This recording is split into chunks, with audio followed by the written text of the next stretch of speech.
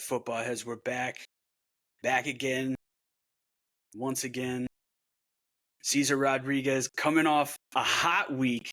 NOOB football picks, best week by far thus far, 12-4. Yes, sir. That'll get you a division, might get you a 1 seed in your conference, depending on what dog shit conference or not dog shit conference you're in.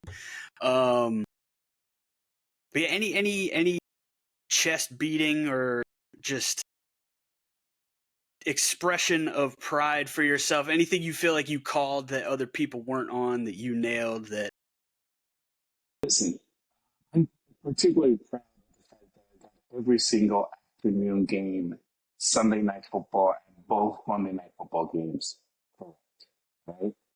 Like I had a couple of, all those 4 games in the 1 o'clock slate, missed. And the Buccaneers and Eagles, obviously, was going to root for the Eagles. Nobody knew what the hell was going to happen when it comes to the Eagles collapsing in that game and not being able to do anything at all offensively or defensively. They suck in both ends of the ball. You got the Bears and Rams. I picked the Rams for some athletic reason, just because I think Gary Williams is still there. He's still a rookie quarterback, and they still haven't found him. But they were able to get it done, so good for them. Did not expect Joe Flacco to come in, just be Joe Flacco, and destroy the Steelers. So, of course, that happened. And then, of course, we got the Broncos-Jets game where the Jets were defeated. The Broncos in one of the most horrible games I've ever seen in my life. But yeah, everything else was perfect.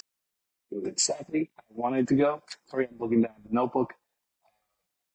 My biggest flex is the comments. People knew that the Dolphins are struggling because of the lack of Tua. I don't think a lot of people were expecting the Titans to win that game, especially now. yeah, I mean, who would have known that Bill Levis would have gotten yanked out of the game? Mason Rudolph to the rescue. He helped save the Steelers season last year. Maybe he could pull it out for my Titans. We're back on. They're my Titans again. No more Will Levis. Get him out of here. He's a bum. We'll miss the memes. Pour one out. We will always have September 2024 Will Levis generational run of memery. 4 weeks of memes. First week, he gets that pick and he just crumbles to his knees. Second week, he's just like diving, throwing the ball, and then the third week, the 4th week is the saddest one. He's just legit on the bench. I don't know. It's ridiculous. But yeah, Mason Rudolph, Joe Flacco, and so it was a week for backup quarterbacks to, let coaches know, hey, you should be starting quarterback. Yeah, they always give you a little bit of juice, but let's dive into this week's games. We got a big Thursday night game, huge NFC South divisional matchup. We got the Tampa Bay Buccaneers 3-1 coming off an absolute thrashing of your Philadelphia Eagles, going up against the 2-2 Atlanta Falcons in Atlanta. Prime Video, 5:15 p.m. West Coast, 8:15 Eastern. Who you got? I hate this game. These are 2 teams that have beaten me this season, but whatever. I got the Falcons because of one reason and one reason only, and that's Bijan Robinson. He's healthy. He's going to be playing. Before the Eagles, the Buccaneers, one defense doing the worst so far. So, feeling that the Falcons with Bijan Robinson are going to be able to get this win. See, I was all hype. I was fully expecting you to pick the Bucks, and I was going to come in and say, I like the Falcons. So I'm with you. I'm on the Falcons. I don't have the Bucks to me are a better team than the Falcons. They've been together longer than the Falcons. They got, not that the Falcons don't have good weapons, but you got exactly. It's like Baker and his feud about nothing with Tom Brady about chemistry and all that. He didn't mean any disrespect to the GOAT. We know he didn't. But Baker is doing good with his cookies and whatever he's making. He's doing good. He's passing the ball, releasing it quick. He's not staying in the pocket, for long periods of time, and that's helping the team. So good for him. Good for the Bucks. Fuck the Bucks. Yeah. I don't know. I just think the NFC South for what feels like forever now is just it's a gravitational pull toward 500. And I Yeah. just like I think the Bucks are going to win the division. I think the Bucks are the best team in the division. I think the Bucks have a chance to win at least a playoff game, but I don't know. It just feels like one of those games. It's in Atlanta. Whatever's going to draw the division closer together, it just feels like that always happens in the South. And of course, the Bucks started the year well. They started playing well. Last, 2 weeks ago, they lost that game, but then they bounced back against the Eagles. They feel like they got the group back, so good for them. Good for the Bucks, but they're able to find that rhythm. Good for Baker Mayfield because he looks genuinely happy on that field. So good for him. Good for the Bucks. I still think the Falcons are going to be able to get the win just because the run game is superior run game. Buccaneers defense when it comes to run. The Bucks, they also I feel like they need to figure out their run game. Like I like Rashad White. I like who they draft, Bucky Irving, but it feels like the last like half decade, really since maybe like Doug Martin, they haven't had any kind of like consistent run game. But I love Baker. I for whatever reason I've been a Baker guy, and I root for his success. I love seeing him out there having fun. So I'm yeah. I'm hopefully they only look alike and don't act alike. But I'm rooting for the Bucks, but I think the Falcons are going to pull it out. Next, we got the NFL London series going across the pond. The New York Football Jets of New Jersey taking on my Minnesota Vikings. Once again, the best team in football. Who you got in this one? I think they're the best team in the NFC, that's for sure. I'm not going to debate that. I mean, they're the only undefeated team in the NFC. I don't think so. Good for you, Vikings. I'm happy for you, Vikings. They're playing well. Sam Darnold was an MVP this time, so maybe he'll get better than conceding this momentum. Let them know. Let them know. I got the Vikings winning this game. Listen, I know Rodgers has been, somewhat of a problem for you guys. I know, because, it's Israel Green Bay. But this is a new team. This is not Green Bay. This is Jets. There's still some chemistry issues with Rodgers and his receivers and his players, his fellow teammates. They're still trying to find that rhythm. It doesn't seem to be any issues that are going to be concerning for them throughout the season, but they still need to find that rhythm. I don't think they have it yet. Unless they find it this week and, they pull it off, which will be good for them. I don't think they will. So I'm picking Vikings for this game. I think the Vikings are a great run. They're undefeated for a reason, and I expect them to continue that momentum. I will, as per tradition, not be picking this game. Listen, it terrifies me anytime you're playing a team that people think should be a playoff team or that is maybe better than their record and they're coming off a tough loss. I hate it. I don't want to play a potentially good team after a tough loss. It's just not. It's a recipe for them saying like, oh, we got to bounce back. We got to tighten the screws. We didn't play our best ball. We got to ramp it up. But on the flip side, the Jets' offensive line has not been playing well in pass protection, and the Vikings lead the league in sacks. They lead the league in pressures. They lead the league in, and this is maybe not quantifiable, but they lead the league in just throwing crazy looks at you, having different fronts. They got all these sub packages. I think the biggest reason the Packers came back on them last week is they were running no huddle, so Flores couldn't shift out all these different sub packages, and they're in desperation mode, so Jordan Love just starts throwing haymakers all over the place. But we should be able to get after Aaron Rodgers. He's 41 years old. He's coming off the Achilles. He can't move around like he used to. Not that he's not still mobile, but he can't move around like he used to. If we can get some heat on him, we should get some heat on him. If they can get heat on him consistently throughout the game, I think they should win this game, but I'm not going to. He has a tremendous amount of potential still. I think he's up down. I think he has lost a step. Maybe because of injury, not because of age, because of that Achilles. It's a tough injury to come back from. But you saw the as he was throwing the past couple weeks. Unfortunately, last week it was not his night. It was raining. Ball was slipping out of his hands. It's a tough commuter, so he better hope this is not raining a lot.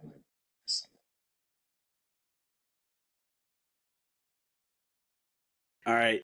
Next up, we got a AFC North matchup. This is one I was twisting my brain into a pretzel trying to decide who I wanted to go with. Baltimore Ravens coming off an absolute drubbing of last week's best team in football, the Buffalo Bills. Going to Cincinnati, the 1-3 Bengals. They finally get a win, but as per tradition, they don't start playing football until October in Cincinnati. And it will be October, or it is October. So who you got in this one? I think the Ravens are going to continue the momentum going. They struggle offensively, and they get back in rhythm in week 2. We don't know what happened in week 1. We don't talk about it anymore. We'll pass that game against the Kansas City Chiefs. They struggle in week 2, but the past couple of weeks they have shown that they are a contender. The Ravens are still a contender. They're tougher than the Bengals at this point in the season, so I believe the Ravens are going to take this game not easily. I think it's going to be an easy game, like you said. The Bengals are going to start playing well. They finally got that win. Yeah, they did it against the Panthers. It's we cannot take that away from them. It's still a win. So good for them. They finally got the win, but I don't think they're going to win this game. Very similar to Dan Campbell. Dan Campbell coaches on vibes. I pick on vibes, and I had no idea what to do here. So I had to switch gears and look at the stats. The Bengals, they're letting people run all over them. They've only had one game this year that they didn't give up a 100-yard rushing game to somebody. And the Ravens last week, what they did to the Bills, Derrick Henry appears to still be King Henry, him and Lamar, and then you still got Justice Hills. Like the Ravens figure it out. They said, we're not a passing team. We're a running team. Yeah. We got one of the, if not the best running quarterback in that kind of league. We got one of the best running backs in the entire league, if not the best. So, of course, they do the ball. I mean, yeah, you can't depend on it all the time because the defenses are going to prepare for that, but run more than you should. Because if you try to pass, who are the receivers in the Ravens team that you think, oh, that's an elite receiver at this time? It's not that many. I mean, you got that, what's his name? Been pretty decent all day. So. Well, I mean, they got Mark Andrews, who is now a meme because he's not touching the ball at all. Yeah, he hasn't been playing well. Isaiah Likely, every time he has to step up, I feel like he's done pretty well. But receiving wise, they really don't have. They've never really had a massive complement of weapons. I mean, there's solid players up there, but still, it's. He would look good. He would look good in those jerseys. Good in those three. That purple, I tell you that. He absolutely. Everyone's talking about the Chiefs, the Steelers, but he would look good as a Baltimore Raven for sure. I think that would be the last thing the Ravens need to make it to the Super Bowl. Just one receiver, just one. They got the running game there. They just need a good receiver for the passing game to be just as elite as well. I mean, that's a good point. Is like, who's the guy if you're losing a game like they were losing to the Chiefs in the playoffs last year, and you're trying to come back, you have to pass more. Who's a guy that you can trust that it's like maybe he's double covered, maybe he's triple covered. Fuck it, he's good enough. I'm gonna throw this up there and he's gonna make a play in crunch time. Like they have not had that guy. So I think Devontae would definitely be that guy. But for this game in particular, Derrick Henry, man, he running how he's running. Lamar, the greatest running quarterback of all time against a team that appears to not be able to stop the run. They're giving up all, and then the one game, Washington was the one team that didn't have a 100-yard rusher against the Bengals. And what did they do? Jaden Daniels, 90% completion, blow the doors off them on a Monday night. So it's hard. I think it's hard for me to sit here and say the Bengals are going to be 1-4, but I'm with you. I'm going. Yeah, it's a very likely scenario. It's not because of the Bengals. It's just because they're facing, in my opinion, a much better team this week. Yeah, I'm going with the Ravens. And next we got AFC South matchup. I'll be honest, I don't give a remote fuck about this game. And I don't think anyone outside of fans of these two teams would either if we were not bearing witness to part 2 of the Flacconnaissance. The Indianapolis Colts coming off a big win, going to Jacksonville to play the Jacksonville Tony Khans. They will no longer be referred to the Jaguars on this show until they win a football game. Who you got? Listen, Doug Peterson avoided the question of if his job is in trouble because of the 0-4 start. I'm going Joe Flacco, dude. I don't care about anything else about this game except for Joe Flacco. He is the best backup quarterback in the entire league. There's no debate on that. He did it last season. He took the Browns to the playoffs. Look at him now. He's turning teams around for the Colts. He's going to continue to do that. So I'm picking the Colts. Let me put it to you this way. The real Tony Khan, son of Shad Khan, owner of All Elite Wrestling, they just signed their extension with WBD for a new TV deal, $150 million a year. Wasted. Trevor Lawrence alone is getting paid more than that over the life of his contract. And he can't throw for more than 170 yards. How are they going to win this game? With all that said, I'm taking Jackson. Oh. Why? I don't know. It's Doug Peterson is not a terrible coach. Trevor Lawrence is not a terrible quarterback. By the way, Doug Peterson is not terrible. They're not going to go 0-5, are they? They might. But it's Flacco. I don't know, dude. I'm going to say Jacksonville, but I say it with no confidence. The Colts are healthy. The only injury they have is the quarterback. And the quarterback stinks. And the backup is way better. And he's Joe Flacco, Super Bowl winning footsteps Flacco. I don't know why. I'm picking Jacksonville, but call it vibes. The vibes could not be lower in Jacksonville. But I'm taking the Tony Khans. Right. That's fine. I'm gonna pick the Flacco stand. So All right. Next up, a game that is possibly somehow even less attractive than Colts Jaguars. The Miami Dolphins, who have been left for dead on a highway in Miami somewhere, going to New England to take on who we in our first episode declared to be a frisky and fun team that we were going to enjoy watching for the rest of the year, and then they promptly, whoever left the Dolphins for dead on the side of the road, their next stop was just run head on, straight on into the New England Patriots. Roadkill, just a couple miles down the road. I don't care. Listen, the Dolphins are deader than Tony Montana on a mountain of cocaine. They are not good without Tua. They cannot get the offense running without Tua. They do not have a good quarterback. Not on quarterback 2, not on quarterback 3. They are screwed until they figure out what they're going to do in terms of a quarterback. Not only are they screwed offensively, they're also getting the morale of the team down to a point where people are very frustrated on the sideline and see it on national television.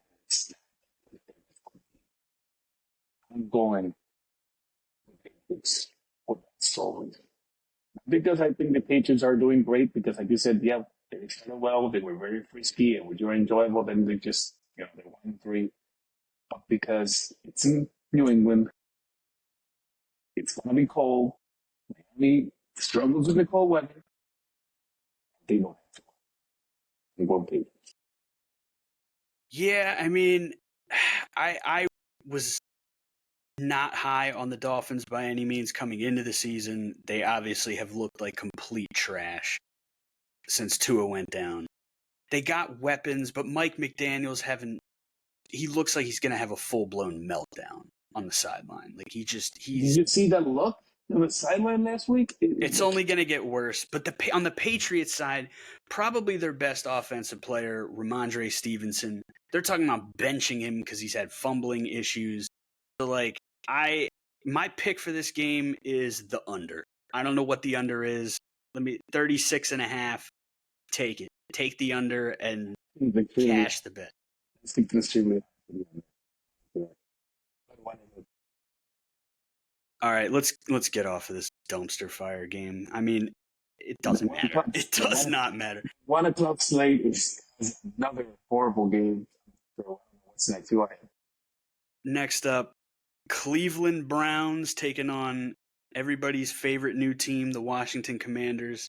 The class of the NFC East, Washington Commanders. Jaden Daniels putting up just stupid numbers. Doesn't even make sense. Dan Quinn, they forget this man took a team to a Super Bowl. Yes, he blew a massive lead in the Super Bowl, but he took a team to the Super Bowl. He's a good head coach. Washington at home, the Browns, Deshaun Watson, just a dead body under center. I don't know how you go Cleveland here, but I'm going Cleveland. Who you going? I'm going Commanders. I think they are going to be able to continue the momentum that they have with Jaden Daniels right now. I mean, the Cowboys and the Eagles are like pretty much the look at us, what the fuck? Because nobody thought, hey, the Commanders are going to be on the top, and the Cowboys and the Eagles are going to be struggling for the second place in the division. What Jaden Daniels is doing is incredible. He's got people who don't watch the NFL talking about the NFL. That's how good he is right now. Jaden Daniels is turning around the Commanders in a way that bring back in the sports. So listen, they deserve it. It's a diehard fan base, a loyal fan base that their franchise has been held hostage since I've been a fan by Dan Snyder. He's out. They gut the whole organization. You bring in, I think Dan Quinn is a good hire. He's experienced. He's got a youthful exuberance about him, the backwards hats. Like, he's not just some crusty old defensive guy, but he's got the experience. And you get Cliff Kingsbury, who's got some head coaching experience on the offensive side as OC. I think they structured it very well. I was very high on Jaden Daniels. He had a ton of starting experience in college. I think the reasons why his numbers jumped up in his last year in college, it didn't feel like this is a fluke. It felt like, okay, I buy all the stories people are telling me as to the work he put in to fix specific issues in his game that led to his big pop-up Heisman season. So I was very high on Jaden Daniels. They should win this game. They're probably going to win this game. I don't know why the vibes this week said, are the Commanders really going to be 4-1? Maybe. I'll let them prove me wrong yet again. I'm going to pick Cleveland. No, you know what? Fuck that. I'm not picking Deshaun Watson. Commanders all the way. I never doubted them. Washington 4-1. Lock it in. Listen, the Commanders are one of those teams that for some reason they always play well against the Eagles. They always make me nervous when they play in the divisional game. So now I am actually terrified. Just terrified. Because defensively, they were always a team. Offensively, not so much. Now, I don't know what the Eagles are going to do. They got this. They better sort things out. I'm pretty sure the next game is a divisional game. Pretty sure I think we got the Commanders next. I don't know. So who knows? I'm thinking the Commanders. Jaden Daniels is playing great. You got the Browns next week. Browns? Oh, okay. To that point, though, Washington, they're next week. They play at Baltimore, so that's going to be a real nice test for this young Jaden Washington Daniels. Yeah, that's when we're going to find out if the Commanders are a contender for real or if they're just a pretender. They're just that's good. So we'll find out next week. I think people forget Washington's defense has been pretty good for a few years now. Like, playing them twice a year, they always play you guys really well. We played them a couple years ago, and I think it was the lowest amount of points we scored in the regular season that year. Might have been that. No, that's a lie. Dallas absolutely killed us, but they traded Montez Sweat, traded Chase Young, and people thought, oh, they're selling off parts, but they still got two studs on the interior. They still got pieces around that, and like offensively, Terry McLaurin has been a very underrated number one receiver just because who the hell's been throwing him the ball, and now he's got someone throwing him the ball that knows how to throw a football, and he looks fantastic. He's getting some incredible passing that he's maybe going to work, so go for him. Brian Robinson, obviously, shot, comes back, plays, walks down the tunnel to many men, all-time image in the history of football, so you got to root for him. But, yeah, I don't know. The Commanders, they might hold on to this, and they might win the division. I don't.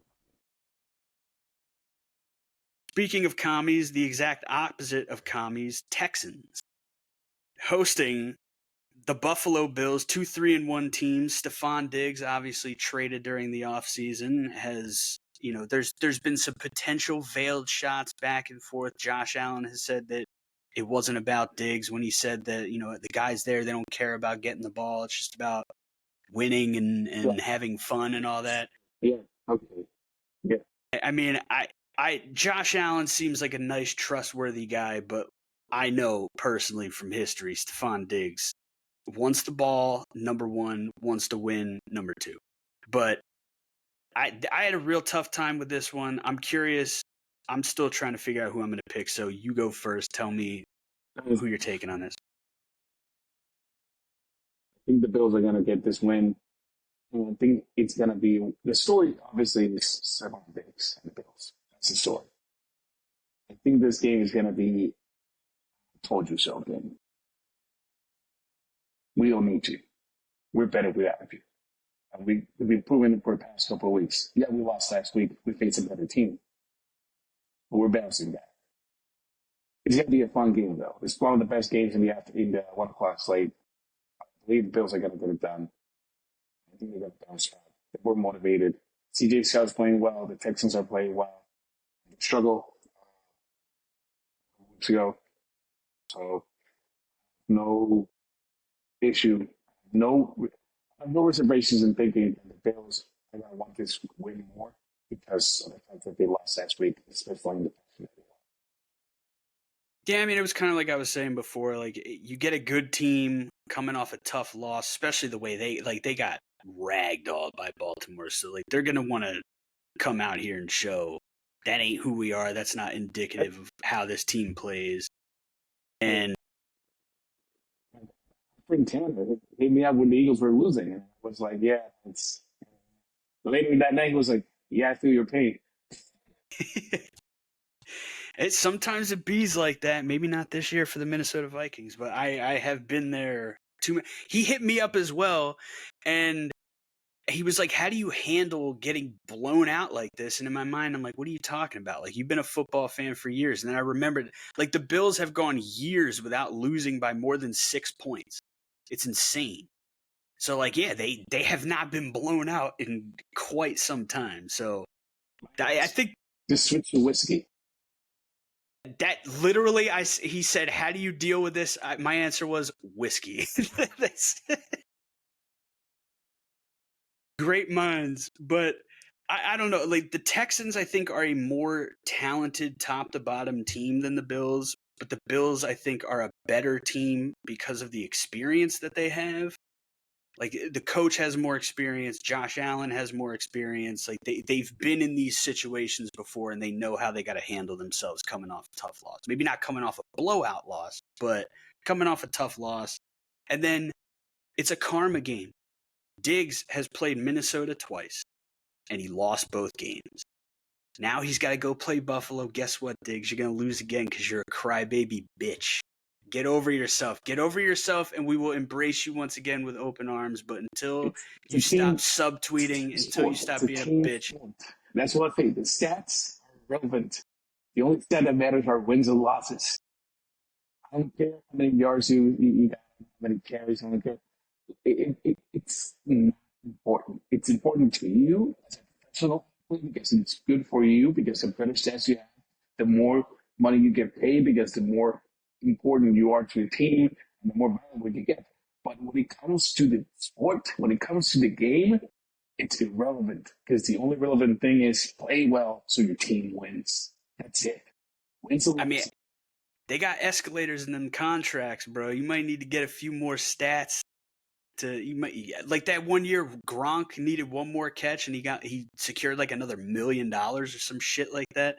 So I can't blame him entirely, but with Diggs it was always like, oh, I'm the number one. Thielen's not the number one. I want to be the number one. Like just and then he goes and he's the number one on a team that's going to championship games and oh, they traded me here because they wanted to see me fail. And then the Bills can't get over the hump because you're dealing with this generation's Tom Brady and Diggs is crying on the sidelines and throwing helmets and shit. And then it's, we can't get it done. So I'm going to go to Houston. Guess what? You're not going to get it done there either because you're a bitch.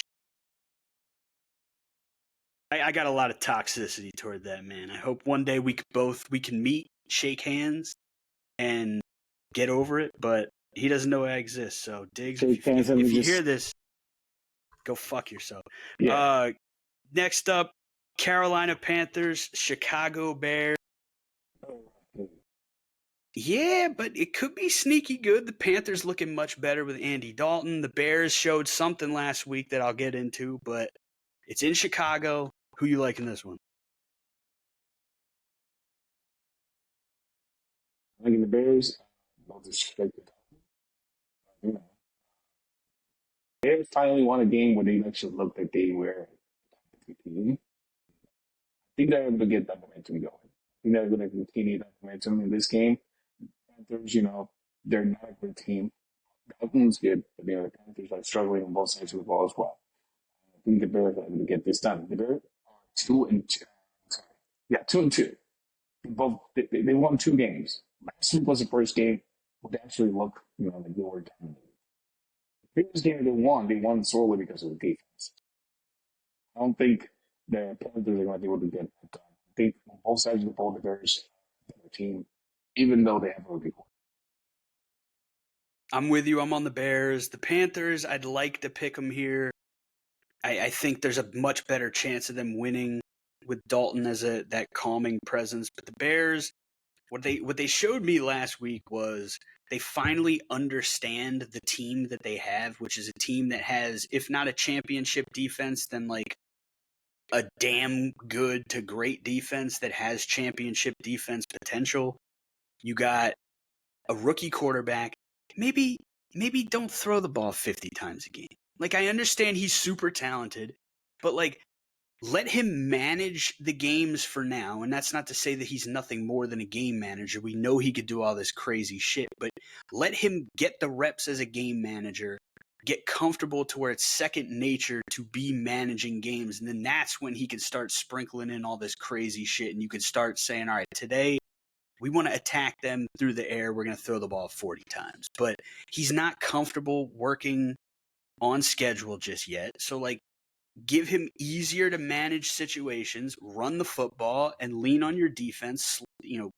Speed the game up, slow it down on the field, speed it up in terms of how long it's going to take to play it because you're running the clock. Like, just put your guys in the best position possible for the talent that you have. Be a hard-nosed running team because they can't pass protect either. Their offensive line is atrocious, but just protect your assets, lean into your strengths, and use that to win football games while you're gradually getting better as a team. But I think they're going to do that here. They got an easier opponent at home.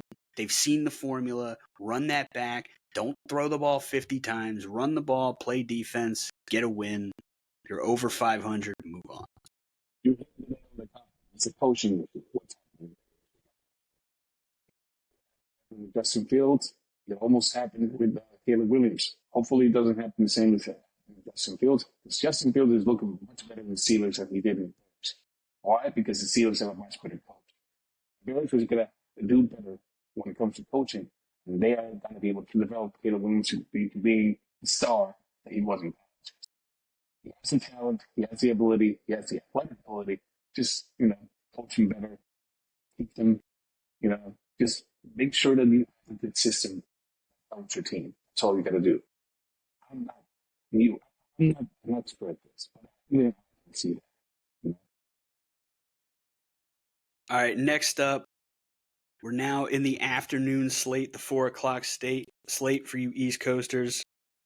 Two and two teams, Raiders and Broncos. It's a game I don't know what's going to happen because both these teams kind of stink, but also they're both 2-2 somehow. Who you like in this one? Yeah, I want to say Broncos, but I'm gonna go Raiders. I don't know why. Like it's a game where it was really tough for me to pick one team because, like you said, they're both 2-2, but they're both not playing really well. But I think that the Raiders have the edge when it comes to the offense because they don't. Yeah, I mean, I waffled back and forth on this. I'm going with the Broncos. Sean Payton is a smug son of a bitch, and I've been waiting for him to really get his comeuppance for over a decade at this point, 15 years. And like just when you think he's gonna get it, he'll find a way to, like last year, he found a way to claw the Broncos back for all the deficiencies they had. They almost made the playoffs. And this feels like a game where you're coming off a dog shit game that you somehow won against a better opponent. I think he'll know how to build bricks off of this. The fact that they won that game only throwing for 60 yards on offense, I think for as much of a piece of absolute shit as Sean Payton is, he's a good football coach. And I think right now he's a better football coach than Antonio Pierce just based on experience alone. And again, it's a vibes league to me. I can never say that the vibes on a Sean Payton team are high unless Greg Williams is there paying players to literally fucking dive into kneecaps. But the vibes are not high with the Raiders right now. And until they sort that out, I'm going Broncos. Is this way? Is who? Crosby, Max Crosby. I don't know. He didn't play last week. Yeah, you get Max Crosby out there running around after Bo Nix, and that might change the prediction real quick. That's what I'm saying. Because I'm pretty sure he's playing. I don't think his injury is that serious. Yeah, he's not on the injury report. So yeah, he's definitely going to be playing. So just think about Max Crosby chasing down against Bo Nix. Yeah, I'm still going to roll with the Broncos. They have not done me wrong this season when I pick them. They have not done. They have done nothing but wrong. Well, I only picked them once and they won. So we're doubling down, baby. Next up, NFC West showdown. Arizona Cardinals, who are rapidly approaching the edge of the cliff. And the San Francisco 49ers, who I feel like most people have forgotten are even a team somehow. They're just sort of like, they kind of vaguely exist in the background right now. It's weird, even though they were in the Super Bowl last year. They got the managers on it. I mean, Michigan has tendonitis of the Achilles. Like, does that even happen? Like, he's in Madden, Germany. baby. He's in Germany right now. Like, he's trying to get special treatment. I mean, he might not play again. It's not an easy thing to get come back from. They also have injuries on other players as well. So it's hard for the 49ers to be considered contenders at this point. But still going with them, I think they're gonna be the Cardinals of this. Like you said, the Cardinals week one they played really well, and they just they play well. They didn't get it beaten. They just have 1-3 record. While the 49ers, who have been playing not so great as they did last year, they've been playing well but not so great. Plus they're riddled with injuries. Still able to get wins, and they're 2-2. So I'm thinking they're 49ers. Yeah, I'm going with the Niners. I feel like the Cardinals, we've seen it's too high of a variance of what we're going to get out of them in any particular week. You just have no idea. So I'm not going to pick them. The 49ers. Sorry, I'm just going to say, because you have the 49ers, they're not faithful. Yeah. Yeah, I don't know. And Kyler Murray, there's still just like the reason I've never been high on Kyler Murray is not because he's small, but because it feels like every other play, like it's so palpable how like disappointed or disgusted he wears his negative emotions on his sleeves so obviously. There's just so much just like, and it's like, dude, like you got to get that under control. Like even if everyone around you says and genuinely means like, oh no, it's like we love Kyler, there's no issues there. Subconsciously, like when your leader is hanging his head and throwing tantrums, it's gonna bleed out to the rest of the team. Like if he's not You gotta stay head held high all the collected. time, Yeah, calm, calm, yeah, and collected. You know, don't let keep your emotions in check. Don't let that shit show because it's not. Yeah, I mean, look what happened to Bryce Young. Pretty sure he got benched not because he was playing bad, but because he looked absolutely defeated on the field on national TV. Like he let his emotions show. And when you see that as a owner, because I'm pretty sure he was benched by the owner, not the coach. When you see that as an owner, do you think I want my starting quarterback to be like that? No.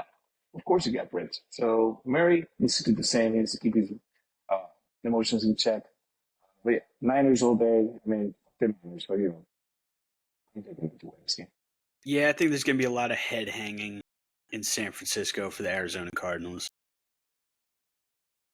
Packers, Rams, two teams I think most people expected probably to have a better record than they do now. Packers 2-2, 0-2 with Jordan Love, 2-0 with peak Malik Willis.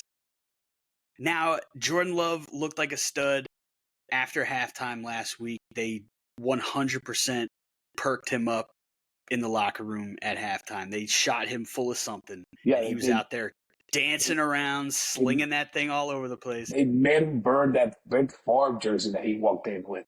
Yeah, awful, awful look, dude. What are you doing? I didn't see that before the game, and listen, if I did, I would have wiped my hands and said, we're going to win this game easy. You cannot wear a Brett Favre jersey right now, dude. I like Jordan Love. He seems like a good kid. He's fun to watch, even though he's on a rival team. But you got to burn that jersey, brother. You cannot let that shit be seen in public ever again. But Green Bay, last week, I have clowned Matt LaFleur for years. He's riding Rodgers' coattails. He's more worried about tweezing his eyebrows than he is coming up with a game plan. But he, once again, even in a loss where they gave up a bunch of points and then had to score a bunch of points late in garbage time, he continues to impress me because of what he did against Brian Flores' defense. And I alluded to this earlier, that they were running no huddle to prevent Brian Flores from being able to substitute people out to get his sub packages on the field, to vary up his fronts and do all the different things he wants to do. So I think the Rams right now, they're compromised. They got a ton of injuries. The vibes are not very high with the Rams. I think the Packers, Jordan Love's going to be more comfortable. He's played a full game coming off the injury. He looked good at the end of the game, whether there was Percocet or Toradol involved or not, because they could just pump it in before the game every week. If he gets addicted, don't worry. We got programs for that. But he'll be fine. I think he's going to be more comfortable. The first half last week was kind of just getting your sea legs under you, so I think he's going to be good to go. They couldn't run the ball because they were so far behind. Josh Jacobs is going to get going against the Rams. I think the Packers are going to win this game, and I think the Packers are going to win this game by at least 9 points. I mean, so yeah, Jordan Love he is not great in the first half. But in the past few games, like you said, he played better in the second half last week. I think the Packers are going to win this. The Rams, like you said, are not looking good. They unfortunately are riddled with injuries, so I think that they're gonna be they're not gonna be able to stop the Green Bay offense. And, yeah, I think the Green Bay Packers are just a better team. I'm curious about the Rams. I feel like there's always a team that starts really bad, and then they if either make the playoffs or they get close to making the playoffs. Hopefully, I don't know who it's going to be. Maybe the Eagles aren't terrible, right? I'm talking about like starting like 0-3, 1-4 type shit. Oh, But Jaguars and I don't know. But I will also add this. Kyron Williams continues. He took the torch from Christian McCaffrey of if you bet money that he's going to score a touchdown, it's free money. So do it every week. The odds have gotten so short on him, it's almost not worth it. He was minus 175 last week to score a touchdown, which is nuts.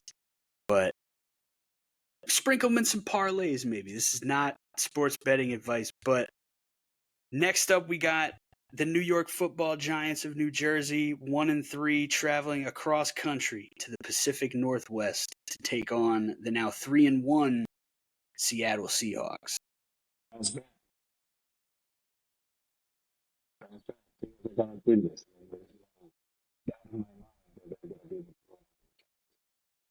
Probably for the Malik Neighbors. Is Malik Neighbors even healthy? I mean, he got injured during this game. I didn't even know he's in. I don't know. My only concept of his injury was the memes. Like, I never heard a report about it. I never heard anything other than seeing memes that Malik Neighbors was injured. But I'm tempted to take the Giants here because I feel like they have played better than their 1-3 record. You throw out getting absolutely just dog walked by the Vikings in week 1. They've been keeping these games close, but you got to go across country to the Pacific Northwest. I'll probably take Seattle. They are playing better. I'm not gonna take that away from the Giants. They are playing better, but they are underdogs in this for a reason. Steelers are a better team. They lost last week. Heavy underdogs, by the way. 6.5 points. Who the Seahawks right last week? The Lions. They lost last week to one of the best teams in the NFC. So I don't think the Seahawks are going to be struggling too much with the Giants this week. I think the Giants are doing better in a couple of weeks than they did last season, but they're not a team in the Seahawks. If they win, they're going to be shutting me up. Zero faith in the Giants. Yeah, you're right. I mean, Seattle, they took a lot of punches in that Detroit game, and they kept coming back. It wasn't enough, and Detroit just kept their foot on the gas for 60 minutes, and you got to give them credit for that. But Seattle, they took a lot of punches, but they kept swinging, and I think that's a good sign. They get to go home in front of their home fans against a bad team that's traveling across country. Just that alone, I think, is enough to swing it. And then, I mean, the Giants they're better than I think people will give them credit for, but they still suck. So, yeah, I'm taking Seattle. Where's Tony Peblett? That's all I want to know. Yeah, it's time. Put the man back in. Jersey needs its king.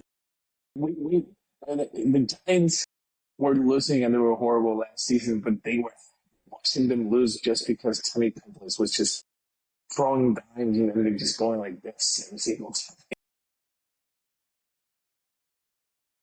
I've never seen a team where the vibes could be so high losing consistently. Like, it's just like, yeah, we're losing, but this is great. There's chicken parmesan everywhere. It's fantastic. All right, now we got Sunday Night Football on NBC and Peacock. The Dallas Cowboys, America's team, at 2-2. Going into Pittsburgh, an old school rivalry. Super Bowls between these two teams. The 3-1 Pittsburgh Steelers. Who you got?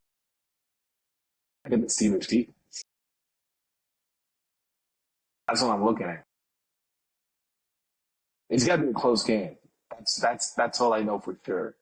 I'm picking the Steelers just because of their defense. Offensively, yeah, the Cowboys are better, but how much better?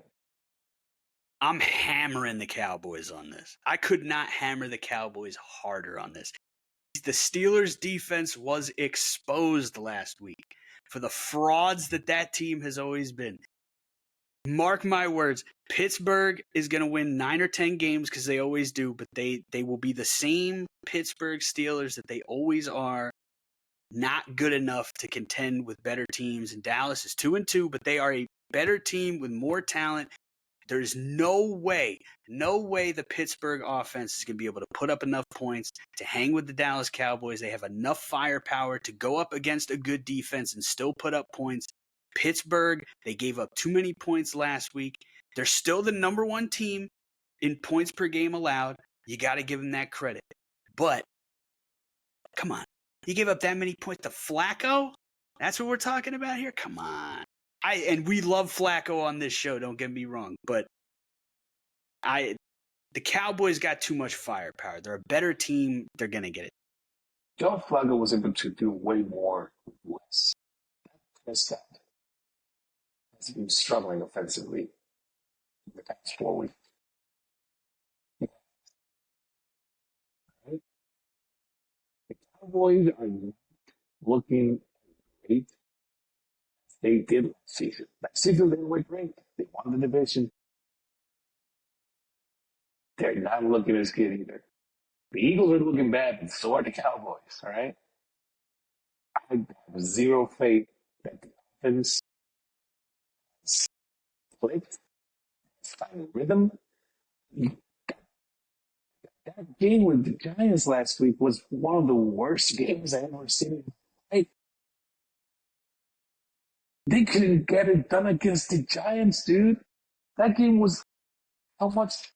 20-15. What did I just tell you? People are sleeping on the Giants. They're not as bad as you think they are. Yeah, sure. They got players on the defense. Look at the defensive front. The Cowboys are good. Their offense is not as good as the Steelers' defense.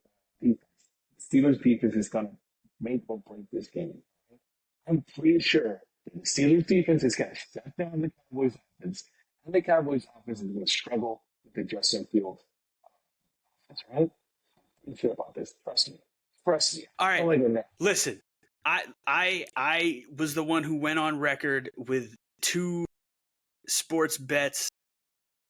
Lamar Jackson is going to run all over the Cowboys because Mike Zimmer's defense struggles against running quarterbacks. And I understand that Justin Fields is a running quarterback and that he could give it to a Mike Zimmer defense. However, Najee Harris is nothing.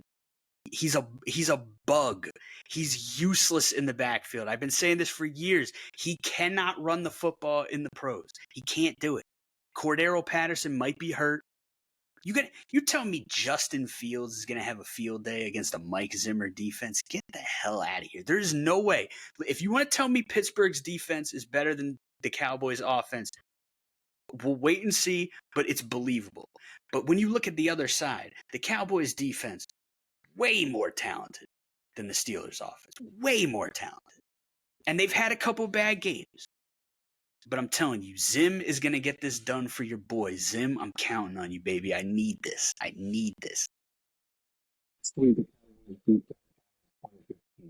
Daniel Jones scored 15 points.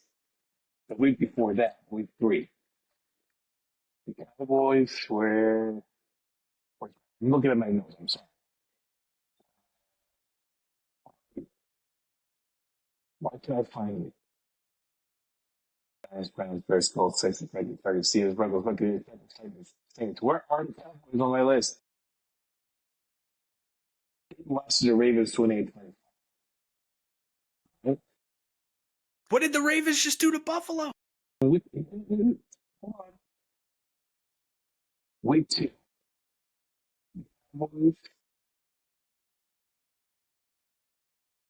44-19 against the Saints. The only good game that they looked against the Ravens, and they lost. Well, the Saints game doesn't count because that was a different Saints team. That was basically 10 years ago. The Saints, they're not the same team.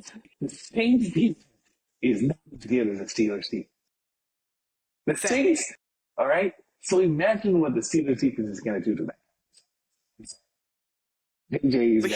You got to look at the game flow because the Saints jumped out on the Cowboys and it completely shifts the flow of the game. They can't get into a run game. Dak is forced to have to get into a rhythm quick. He can't ease into the offense. It was not under the Cowboys' terms. Ain't no way the Pittsburgh offense is going to come in there and jump out on the Cowboys the way that the Saints jumped out. It's not going to happen. You got me there. So the Cowboys better hope and pray that they get the ball. All right. Well, I feel like we spent like 3 times as much time on the Cowboys. So basically, we're like every other sports show. Last game, Monday Night Football. This is a good segue, I guess. Your New Orleans Saints against the 4-0 Kansas City Chiefs, the not best team in football. It's Who you funny. got? It's funny to say you're the Orleans Saints. I got the Saints winning. No chance. No chance. I got the Saints winning this game because the Chiefs are best. Their own quarterback injured the top wide receiver.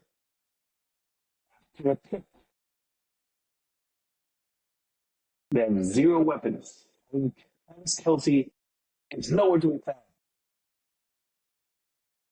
You saw what Antonio Brown said? No, what did he say? He said Travis Kelce needs some black pussy.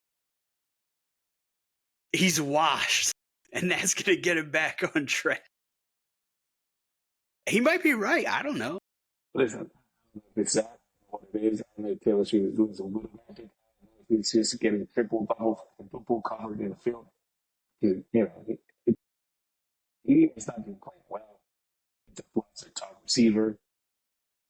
Mahomes. Have you seen the home stats this season? I'm pretty sure he had 6 interceptions. 6 and 6, the last stat the last graphic I saw on him. 6 touchdowns, 6 interceptions. I don't care what the amount of glazing he gets. I don't care about how much the NFL itself and the media love him. He is not playing well this season.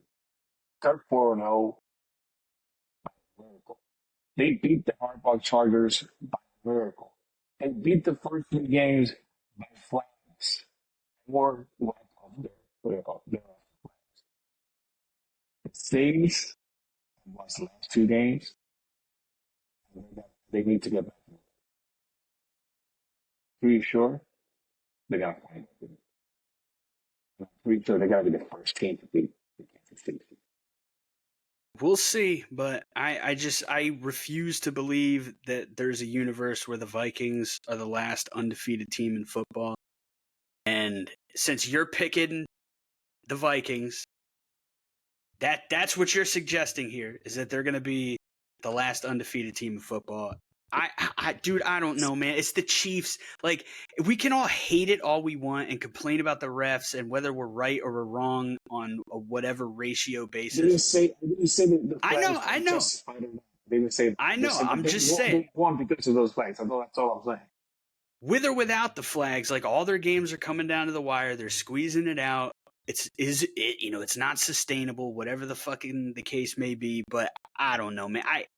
I'm not picking Derek Carr going into Kansas City. We know that they used to play each other twice a year, and it did not go well for Derek Carr in most of those games. So I can't see it. I can't see it. I just want to read the score to the Chiefs. I mean, up to week 2. So that's a week 1 score. 17-10. Jim Hartwood. Right? 3-4. I mean, week 3. 22-17 against the Falcons. Week 2.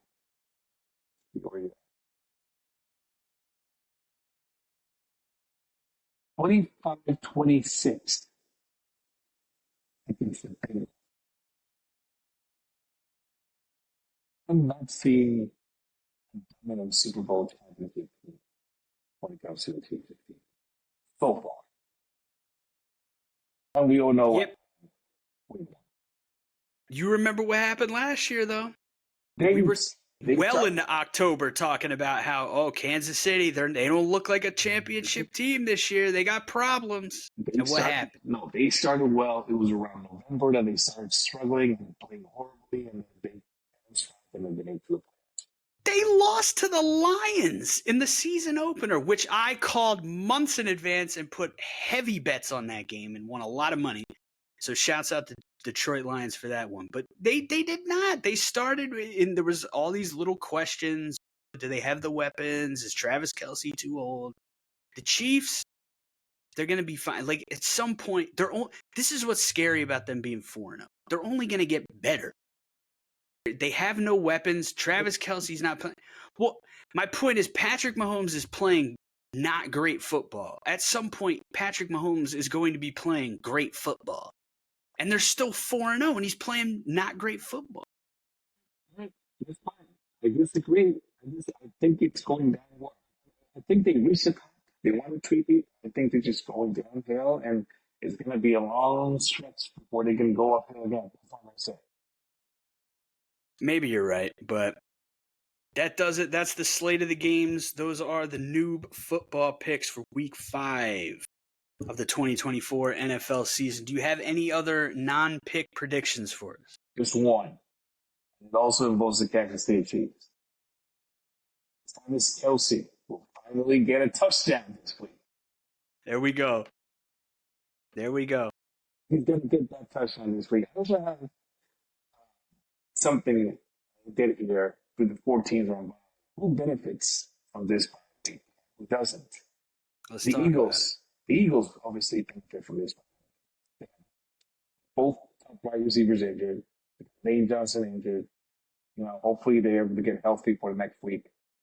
Plus, they have the time to figure out what's going on with that team. Whatever it is that's happening internally, if it's the coaching, if it was the injuries, if it was the rhythm, if it's the steam was not working, whatever it is, they have a whole week to figure it out. So good for them. Take this week, get healthy, find what's going on, find the issues, get better. So good for the Eagles. Chargers. This I don't think it's done anything for them except for just the fact that they're missing one win and get some rest. Because I think Jim Harbaugh, he's mentality. They do have some injuries. They got a lot of injuries, though. They do, but I think that they are better just to continue to think Jim Harbaugh mentality is just push on the one circumstances. So I believe that they do better when they continue, when they get back to the I think they don't need this fight. But good for them too. The Lions. You just got momentum back.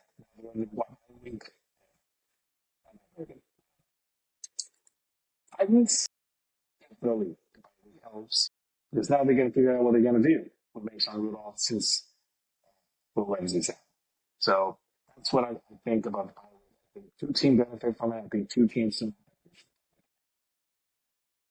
The Titans is an interesting one, and not just because they're my Titans, but it's a good point. They get a really nice win. They put up a bunch of points with Mason Rudolph, and now I don't know what Will Levis's injury situation is, how long he's actually forced to miss due to the injury, but the fact that they have the bye week to it's just more time, more reps for Mason Rudolph to kind of get his feet under him as the quarterback. It's not just adrenaline pumping. Hey, you're out there on a Monday night, figure it out. Now he's got some time to not that he hasn't been there learning the playbook, but to feel what the center's ass feels like on the back of your hands, the smells of the being on the field and not sitting on the sideline.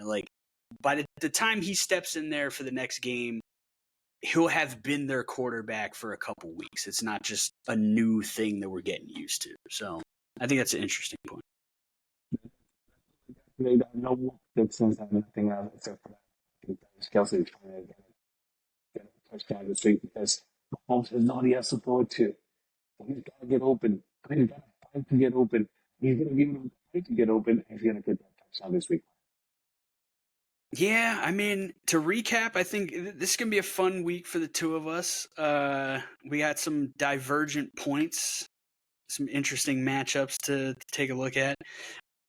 But I'm telling you, the Cowboys are, you know what, I'm going to go on right. The Cowboys are going to hang at least 26 points on the Steelers, and they will win by a minimum of 10 points against the Steelers. If you're going to do that like this, got at least 6 times. Well, one of those is more likely to happen than the other. I'll let the viewers decide. But Once again, congratulations on the 12-4 week. It is not easy It's an to hit improvement. 12 out of 16. I had told you during the week that my friend Adam, who at some point here shortly will be joining the show, he's over the last decade by far has the highest hit rate on his week-to-week predictions versus all of the prognosticators and pundits and experts on TV. So he's dialed in with this shit, and he also went 12-4. So you're in very strong company in having a good week. We'll see. I mean, you're not going to have a strong week this week because all of my picks are going to be right, and so there's like 4 in there that you're not going to get right, but that's fine. You can bounce back. Bounce back. That's the theme of The week. this week. Bounce back. All right. That's it. Yeah, that's it. Thanks. Thanks for coming on. Thanks for making the picks. Thank you for tuning in, for listening, for watching. Subscribe on Spotify, Apple Podcast, YouTube. Like, subscribe, do all the fun stuff. Cesar, what's your Instagram? Pick 6 false finish. Pick 6. That's pick number 6 false finish. Soon I'm going to be making a Twitter account so I can live tweet games. So once I get that going, I'll give you guys the username. Is that what they call it? We got that for it. So whatever. Either way, yeah, pick 6 false finish on Instagram for now. And yeah, thanks for having me. It's always a pleasure. And God bless football. God bless football, and God bless the football heads out there. Thanks for tuning in.